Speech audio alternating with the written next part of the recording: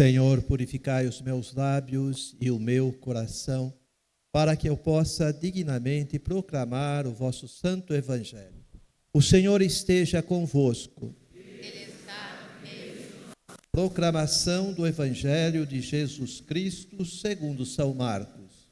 Glória a vós, Senhor.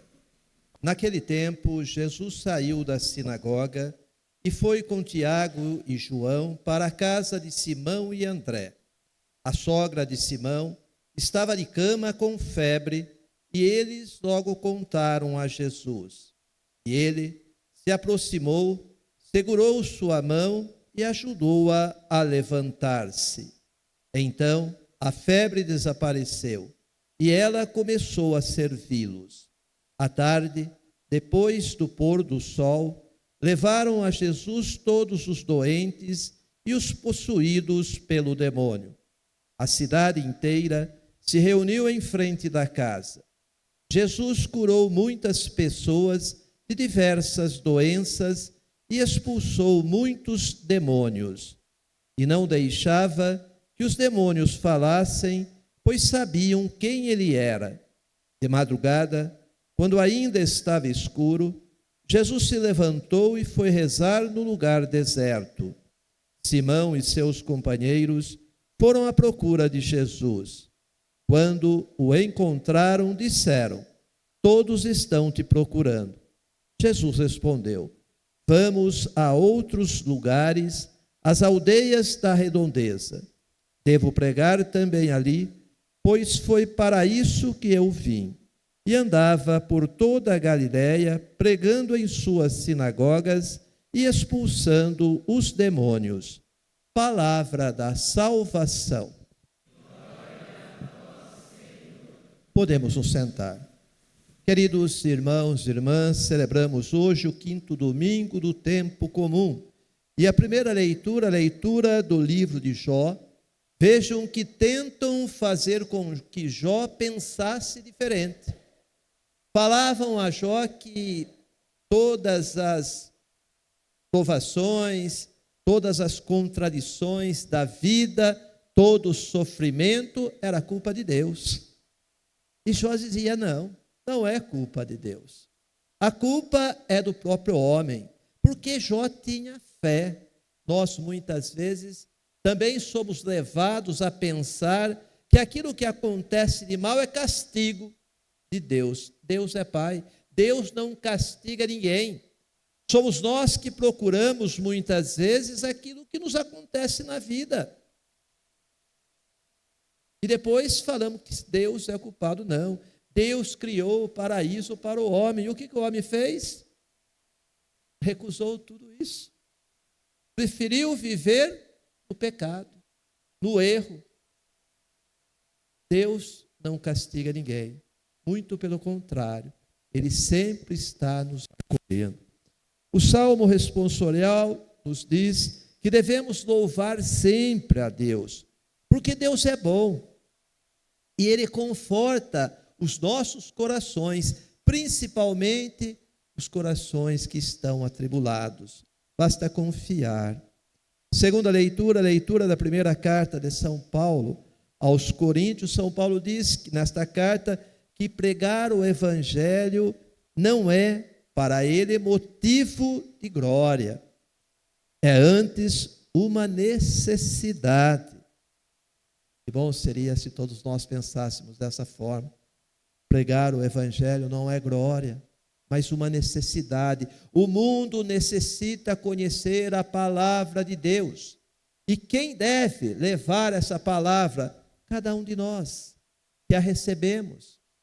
Devemos levar esta palavra através das nossas vidas, das nossas atitudes, dos nossos gestos, através da nossa vida, da maneira em que vivemos. Que as pessoas possam conhecer Jesus através da nossa vida. Mas para isso, primeiro, é preciso conhecer a sua palavra, colocá-la em prática. Aí sim, vamos ter um evangelho vivo para os nossos irmãos. O evangelho de Jesus Cristo, segundo São Marcos, Jesus saiu da sinagoga e foi levado à casa de Pedro e de André. E a sogra de Pedro estava doente de cama, estava com uma febre muito alta. Jesus segura em sua mão e a levanta. E a febre, diz o Evangelho, desaparece. Ela fica curada. E também diz o Evangelho que ela se levanta e começa a servi-lo. Quando você recebe uma graça, você serve a Deus logo em seguida? Às vezes nem lembramos de Deus. Pedimos, e quando Deus nos dá a graça, depois que a recebemos, esquecemos. É para servi-lo. Se você recebe as graças todos os dias nós recebemos graças sobre graças de Deus. Mas o que nós estamos fazendo com essas graças? Estamos servindo ao Senhor? A sogra de Pedro fez isso. Hoje de manhã você recebeu uma graça de Deus.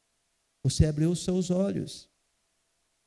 Você se levantou de uma cama. Hoje muitos não conseguiram abrir os olhos e não vão abrir mais. Muitos ficaram condenados a ficar em uma cama para o resto da vida. E você se levantou, você está aqui.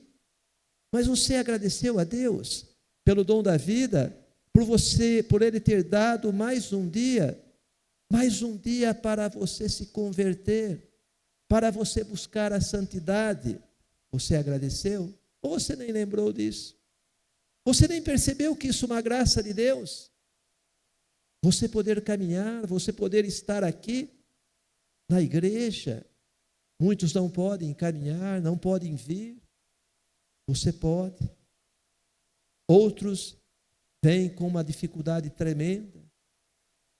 Lá no Vecuia tem uma senhora que mora distante da igreja. Ela tem uma dificuldade enorme para andar. Ela usa muletas, mas ela vem nas dificuldades. Ela vem com uma dificuldade, ela fala, olha, enquanto eu puder, eu vou vir. Outros têm uma facilidade enorme, têm carros, não precisa nem vir a pé, ela vai a pé, com muleta a pé, numa estrada de terra, não é asfalto, é terra, ela vai. Outros têm carro, mas não tem tempo para vir, não tem tempo para Deus. Pena. Mas você está aqui, meu irmão. Aí você pode pensar, mas eu venho, por que eu tenho que ouvir isso? Porque você tem que ser o evangelho dessas pessoas que não vêm.